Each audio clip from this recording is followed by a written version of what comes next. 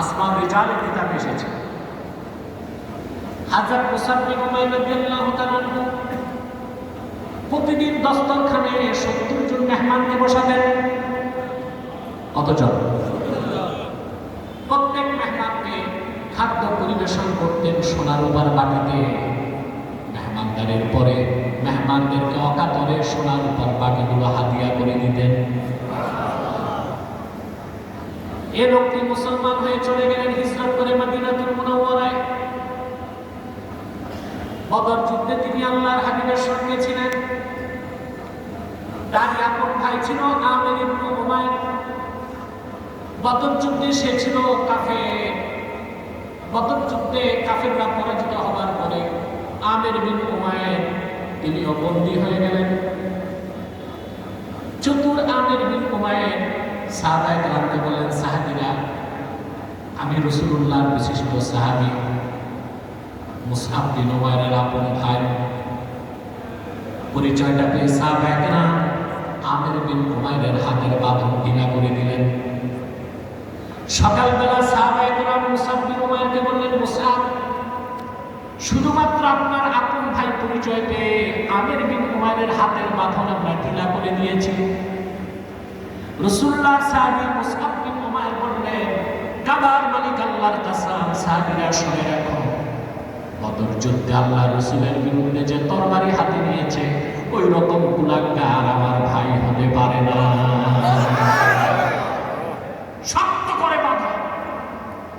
আর তার মায়ের প্রচুর টাকা, মনে মনে নিজেরও মা তো কাফের, তার মায়ের প্রচুর টাকা, মুক্তিপণ নিয়ে তাকে মুক্ত করে।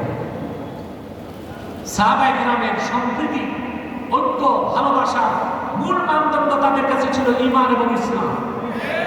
এর বাইরে যে তারা কোনো সম্প্রীতি, সদ্ভাব, বন্ধুত্ব, ভ্রাতৃত্ব, ঐক্যের কোনো চিন্তা করতেন না।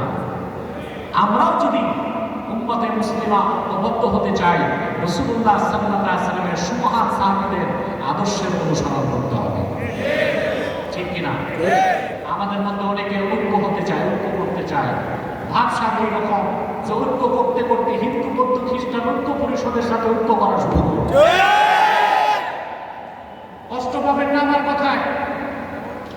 ইসলামের শত্রু, আল্লাহর শত্রু, রাসূলুল্লাহর শত্রু যারা, তাদের সাথে আমাদের আচরণ ভালো হতে পারে, সহাবস্থান হতে পারে, অধিকার দিতে পারি, মানবিক সাহায্য করতে পারে, কিন্তু তাদের সাথে আমাদের বন্ধুত্বের কোনো চুক্তি সম্পর্ক হতে পারে না।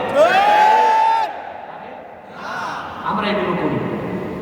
আমরা অতি মানবতাবাদী, অতি উদার, প্রশস্ত হৃদয়ের পরিচয় দিতে যে হিন্দু, বৌদ্ধ, খ্রিস্টানদের সাথে একই পাতে খাওয়া দাওয়া শুরু করে দিয়েছি। ধ্বংস হয়ে যাবে। এটা মানবিকতা নয়, এটা হচ্ছে বেকুফি, এটা নির্বুদ্ধিতা। তাদের সাথে সহাবস্থান চলবে, মানবিক সাহায্য করা যাবে, তাদের অধিকার যতটুকু ন্যায্য ততটুকু দেওয়া যাবে, কিন্তু তাদের সাথে বন্ধুত্বের কোনো সম্পর্ক হতে পারে না। অতএব আপনি ঐক্য চান, সম্প্রীতি চান, বন্ধুত্ব চান, ভ্রাতৃত্ব চান, অবশ্যই তা হতে হবে ঈমান ও ইসলামের ভিত্তিতে। হাবলুল্লাহিল মাতিন, এই কোরআনকে আপনি ধরে, ঠিক কিনা বলেন? আমার ভাইরা, আমি আরেকটা দৃষ্টান্ত দিচ্ছি। হুনাইনের যুদ্ধে রাসূলুল্লাহ সাল্লাল্লাহু আলাইহি ওয়াসাল্লাম গনিমতের মাল ভাগ করতে লাগলেন। হুনাইন যুদ্ধে আল্লাহর হুকুমে আল্লাহ রাসূল সাল্লাল্লাহু আলাইহি ওয়াসাল্লাম মুহাজির সাহাবীদেরকে একটু বেশি গনিমতের মাল দিয়েছেন। দেখা গেল কিছু কিছু আনসার সাহাবী বেজার হয়ে গেছে। আল্লাহর হাবিব সাল্লাল্লাহু আলাইহি ওয়াসাল্লাম তখন আনসারদেরকে ডাক দিয়ে বললেন, ইয়া মা'শারাল আনসার,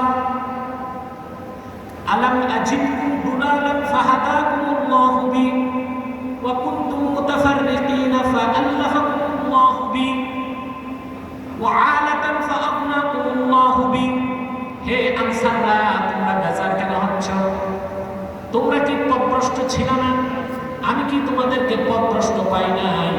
আল্লাহ তাআলা আমার মাধ্যমে তোমাদেরকে হেদায়েত দিয়ে ইসলামের নূর দান করেছেন। আমি কি তোমাদেরকে বিচ্ছিন্ন পাই নাই? তোমাদের মধ্যে আউস এবং খাজরাজ যুদ্ধে লিপ্ত ছিল, সেই বিচ্ছিন্নতা থেকে আল্লাহ তাআলা তোমাদেরকে ঐক্যবদ্ধ করে দিয়েছেন আমার ওসিলায়। সুবহানাল্লাহ বলবেন। তোমরা ছিলে নিঃস্ব এবং অসহায়, আমার খাতিরে আল্লাহ তোমাদেরকে ধনী করে দিয়েছেন। সমস্ত আনসারগণ তখন সমস্যায় বলে উঠলেন, আল্লাহ ও তার রাসূলের এই কথায় কোনো সন্দেহ নাই। রাসূলুল্লাহ সাল্লাল্লাহু আলাইহি ওয়াসাল্লাম আনসাররা যে বিচ্ছিন্ন ছিল, আউস আর খাজরাজ, তাদের ঐক্যের ক্ষেত্রে কোন কথাটা বলেছেন? হেদায়েতের কথাটা, অর্থাৎ ঈমানই তাদেরকে ঐক্যবদ্ধ করছে। ঐক্যবদ্ধ করছে জাতীয়তাবাদ না, ঈমান। কোন জিনিস? অতএব মুসলিম উম্মাহ ঐক্যবদ্ধ হতে পারে শুধুমাত্র ঈমান ও ইসলামকে কেন্দ্র করে, আল্লাহর কোরআনকে আঁকড়ে ধরার মাধ্যমে। এই কথাগুলো আমরা শুনতেছি, বলেন প্রিয় ভাইরা। কিরকম ভাতৃত্ব রাসূলুল্লাহ সাল্লাল্লাহু আলাইহি ওয়াসাল্লাম করে দিয়েছিলেন? একজন মুহাজির সাহাবী, মুহাজিররা চলে গেলেন মক্কাতে বাড়িঘর সব ছেড়ে, ঠিক না? কথা বলেন। মুসলিম মুহাজির চলে গেছেন, স্ত্রী কাফের ছিল বাদ দিয়া, বিবিও তো নেয় নেই অনেকে। মদিনাতুল মুনাওয়ারায় যাওয়ার পর রাসূলুল্লাহ সাল্লাল্লাহু আলাইহি ওয়াসাল্লাম ভাতৃত্বের বন্ধন করে দিলেন তাদের মধ্যে। কি রকম? দেখা গেল আনসার সাহাবী যার দুইটা বাড়ি ছিল, তিনি মুহাজির সাহাবীকে একটা বাড়ি দিয়ে দিলেন। যার দুইটা বাগান ছিল, একটা বাগান দিয়ে দিলেন। যার দুইটা দাসী ছিল, একটা দাসী দিয়ে দিলেন। সুবহানাল্লাহ। এরকম একটা চমৎকার ঘটনা বুখারী শরীফে এসেছে, হাদিস নাম্বার 1968। আখান নবী সাল্লাল্লাহু আলাইহি ওয়াসাল্লাম বাইনা সালমান ওয়া আবি দারদা। রাসূলুল্লাহ সাল্লাল্লাহু আলাইহি ওয়াসাল্লাম হযরত সালমান ফারসি আর আবু দারদা, এই দুইজনের মধ্যে ভ্রাতৃত্বের বন্ধন করে দিলেন। কথা শুনতেছেন ভাই? এইভাবে প্রত্যেক মুহাজিরের সাথে রাসূলুল্লাহ সাল্লাল্লাহু আলাইহি ওয়াসাল্লাম আরেক আনসারের ভ্রাতৃত্বের সম্পর্ক করে দিয়েছেন। যে আনসার সাহাবীর দুইটা বাড়ি ছিল, তিনি তার মুহাজির ভাইকে একটা বাড়ি দিয়ে দিলেন। যার দুইটা খেজুরের বাগান ছিল, একটা বাগান আরেক মুহাজির ভাইকে দিয়ে দিলেন। যে আনসার সাহাবীর দুইজন স্ত্রী ছিল, একজন স্ত্রী তিনি তার মুহাজির ভাইকে দিয়ে দিলেন। হযরত সালমানের সঙ্গে হযরত আবু দারদার ভ্রাতৃত্বের বন্ধন ছিল। সুবহানাল্লাহ। এটা ভ্রাতৃত্বের বন্ধন, সাহাবায়ে কেরামের মধ্যে সম্প্রীতি। তারা যে ঐক্যবদ্ধ হয়েছিলেন কিসের ভিত্তিতে? জোরে বলতে হবে, ঈমান ও ইসলাম, কোরআন ও সুন্নাহ। ঈমান ও ইসলাম, কোরআন ও সুন্নাহ। সুবহানাল্লাহ। একদিন হযরত সালমান গেলেন আবু দারদার বাড়িতে। ভাই তো, ভাইয়ের খোঁজ নিবে না? রক্তের ভাই ছিল না, তিনি ভাই। যে দেখেন আবু দারদা রাদিয়াল্লাহু তাআলা আনহুর স্ত্রী অত্যন্ত রিক্ত সিক্ত অবস্থায় আছেন, খুবই বিমর্ষ দেখা যাচ্ছে না। আচ্ছা, সালমান জিজ্ঞেস করলেন, ভাই জিজ্ঞেস করলেন আপনার এই অবস্থা কেন? বলে, আপনার ভাই আমার স্বামী আবু দারদা, তার তো দুনিয়ার কোনো প্রয়োজনই নেই, আমার প্রতি তার কোনো দৃষ্টি নেই, এসবের খেয়াল নাই, শুধু আল্লাহর ইবাদতে আছে।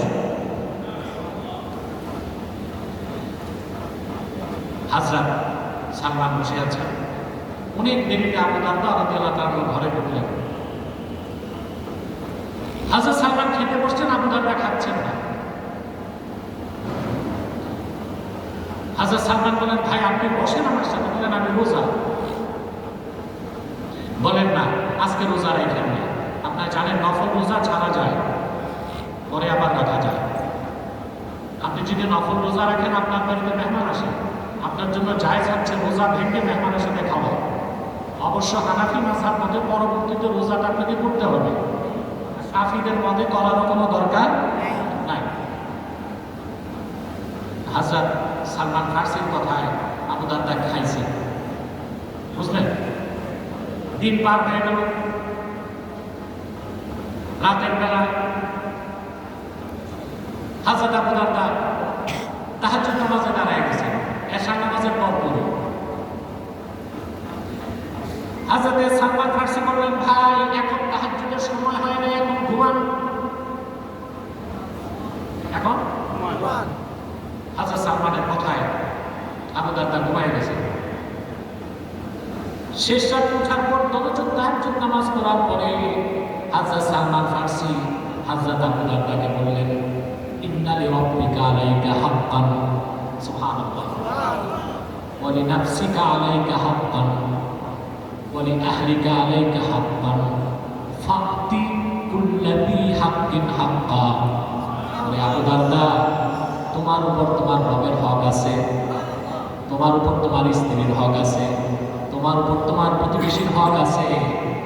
ফাতি কুল্লাযী হাক্কিন হাক্কা, প্রত্যেক হকদারকে তার হক আদায় করে দাও।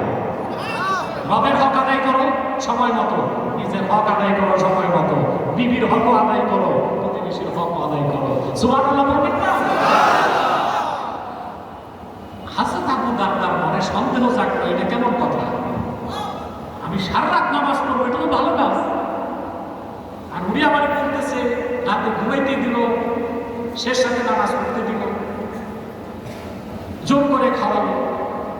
হযরত আবু দারদা রাসূল করিম সাল্লাল্লাহু আলাইহি ওয়াসাল্লামের কাছে যে ঘটনাটা বলার পরে আল্লাহ রাসূল বললেন, সাদাকা সালমান, সালমান সত্যি বলছে, তোমার উপর তোমার রবের হক আছে, তোমার উপর তোমার দেহের হক আছে, তোমার উপর তোমার স্ত্রীর হক আছে, তোমার উপর তোমার প্রতিবেশীর হক আছে।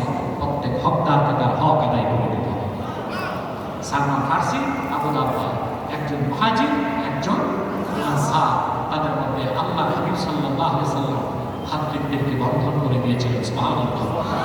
সাহাবায়ে কেরামের ঐক্য, তাদের সম্প্রীতি, তাদের সহাবস্থান, এ সব কিছুর মূল ছিল ঈমান।